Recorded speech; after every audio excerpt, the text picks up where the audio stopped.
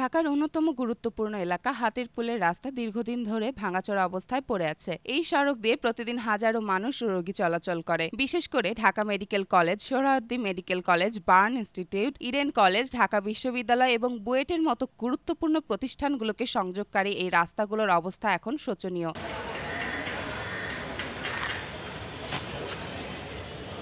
রাস্তায় বড় বড় গর্ত, খানাখন্দ এবং সামান্য বৃষ্টিতেই পানি জমে থাকে। ফলে রোগীদের সময় মতো হাসপাতালে পৌঁছানো প্রায় অসম্ভব হয়ে পড়েছে। ফলে অনেক জরুরি রোগী পথে মৃত্যুর মুখে পড়ে। এলাকার পানি নিষ্কাশন ব্যবস্থা ভয়াবহ রকমের দুর্বল। ড্রেনগুলো ভরাট ও বন্ধ হয়ে থাকায় সামান্য বৃষ্টিতেই রাস্তাগুলো হাঁটু পানি জমে থাকে। এই পানিতে ময়লা আবর্জনা মিশে পরিবেশের দূষণ বাড়ায় এবং স্থানীয়দের স্বাস্থ্যের জন্য ঝুঁকি সৃষ্টি করে।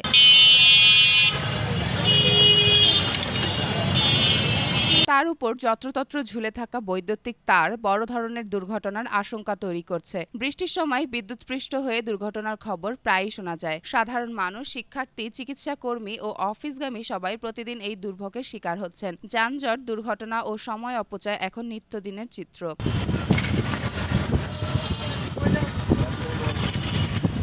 এই অব্যবস্থার মূল কারণ পরিকল্পিত নগরায়নের অভাব। রাজধানীর মতো শহরে রাস্তাঘাট, পানি নিষ্কাশন ও বিদ্যুৎ ব্যবস্থাপনা সমন্বিতভাবে পরিকল্পনা করা জরুরি। হাতিরপুল এলাকার এই করুণ অবস্থা ঢাকার নগর ব্যবস্থার দুর্বলতা স্পষ্ট করে। এখনই সময় সড়ক সংস্কার, ড্রেনেজ উন্নয়ন এবং নিরাপদ তার ব্যবস্থার মাধ্যমে নাগরিক জীবনকে স্বস্তিতে ফিরিয়ে আনার। চেমন ফারিয়া, জনকণ্ঠ।